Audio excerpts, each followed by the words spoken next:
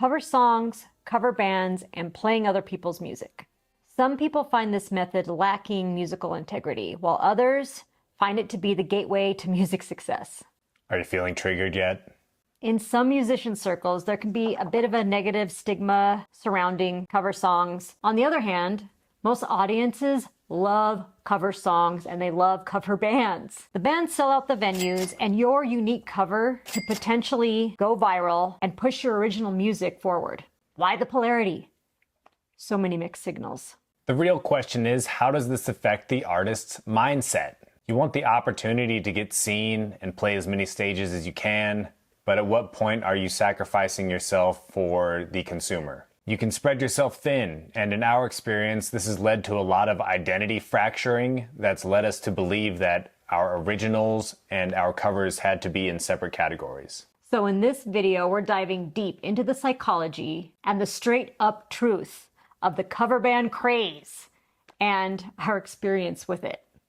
Ooh, doggy. Personal benefits. Before we get into the messier parts of performing covers, let's first just jump into some of the positive notes. Covers can be a great way to improve your skills, and they will hands down make you a better musician. They will push you to do things that you wouldn't normally do in your own music. For example, my band Little Thunder, we did a venue series called On the Cover where we performed Smashing Pumpkins' Siamese Dream in its entirety. You don't sound like Billy Corgan. No. This was really vocally challenging for me because my voice is naturally an octave higher than Billy Corgan's. Also female? Also, yes, octave higher. And just tonally, very different tones of voices, you know? So that was very difficult. And the guitar parts for me at the time were way out of my league. They probably still are out of my league, you guys. But my guitar player, my lead guitar player, had to teach me, give me lessons to play these parts while we were learning the songs. And we had a month to do this. But this experience was literally one of the highlights of my musical career. The memory of the show, it was one-time show. The work that we put into it was beautiful, and I'll never forget it. Well, and doing something like that that's like challenging and also widely accepted too, you know, is probably like a super huge like growing point. Huge growing point. Made me a better guitar player, made me a better singer, and it was just, like I said, I'll never forget that night. That's awesome. It was really awesome. I mean, I basically learned to play guitar from playing cover songs originally, so I can't even rip on it too hard. When we lived in Southern California, we picked up a lot of long form sets, 2-3 hour sets that we didn't even know how to fill them just to make some extra money. And that led us to do tons of cover material, things that were completely out of our element. And because I have to do everything sort of originally in our own sort of style to make it comfortable for us, I was producing dozens and dozens of beats like at an alarming rate. So there is a forced growth that can be really good. It's a fun exercise too, and it just makes you better. However, this didn't always end us up in the best performance environments. We had this reoccurring gig at Luau Larry's on Catalina. This was a place that just wanted Jimmy Buffett rock all day, every day. And that is just not the kind of music we deliver. No, it ain't. It's incredibly awkward. So awkward. So many awkward gigs. All that ever got me by on those were like oyster shooters and tequila shots. Tequila shots. And the occasional tourist that was actually very happy and appreciated what we were doing. There was. One of the tourists made us an award. Remember? That is true, yeah. I wish I had that. He made us an award. I have it somewhere, and he shipped it to us. There is value in it. Yeah. I will say, though, as an entertainer, and just as entertainment in general, there is a certain expectation that comes from your audience that is pretty unspoken, and it can feel pretty heavy. Yeah. In those situations of performing for just the general public, we always ran into a bit of like an artistic debacle. It's a good way of saying it. Total artistic debacle.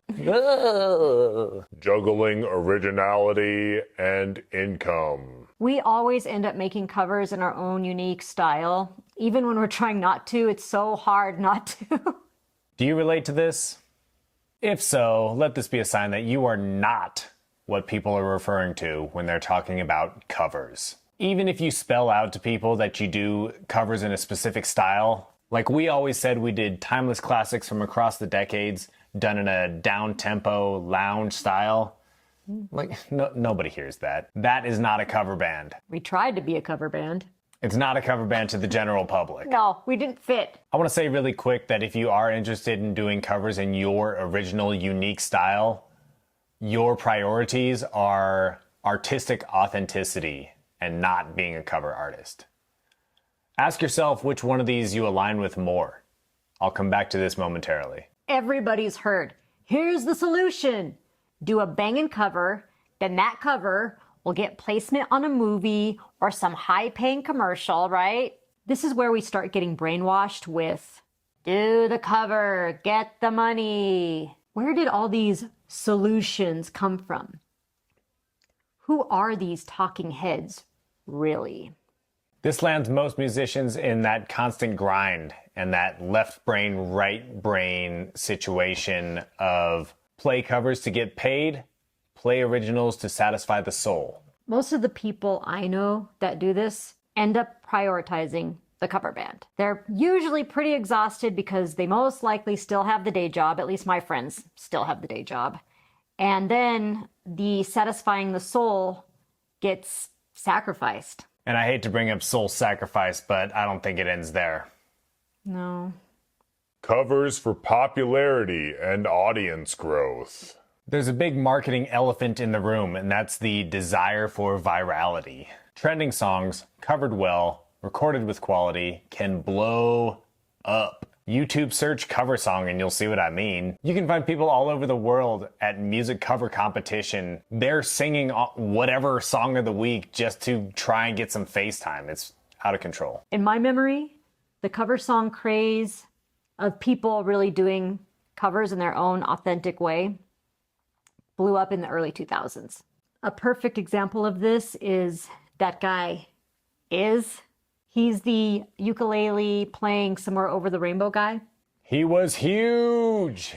He became the iconic face for cover songs. I think it was 2001 when that really blew up. My record label at the time used him as an example of why we need to do covers. I was a little resistant. I remember being a little resistant back then on the cover thing, but we end up doing them anyway. Yeah. Because you kind of had to. What covers did you do? We did Blondie, Call Me. Uh-huh. We did a Dinosaur Jr. song. I even forget the name of the song, you guys. I've done so many covers. I can't remember. And then Neil Young, Harvest Moon. I don't even know how to find these, by the way. That was Ghost Buffalo? Of Ghost Buffalo, yeah. If anyone has access to those Ghost Buffalo covers, I can't find them. I can't find them. You guys, leave a link in the comments because I can't find my own music. And even present day, this is not a bad strategic move. If there's like a really trending popular cover song that you can do a knockout version of, there's probably a lot of benefit you can get out from doing it. Mm-hmm. A song that's already popular and already has fans is an algorithmic hack and will get you in some interweb spotlight. But there is a hidden catch to this, and that's the legal side. Legal hiccups. When publishing your cover songs, it's important to remember that this is a marketing strategy, and you should not be banking on this. Cover songs are not fair use, but platforms like YouTube and Spotify now have direct deals with labels to handle the compulsory law. So putting up a video of a popular song you've done a cover of is easy and has a huge potential for getting your voice and style out to a larger audience. Because popular songs already have a fan base, the algorithm will definitely push them forward. But there is no telling what songs fall under these labels and the deals they have in place with these platforms. This means that you may have a video that gets tons of traction, but you're subject to copyright claim, basically meaning unmonetizable.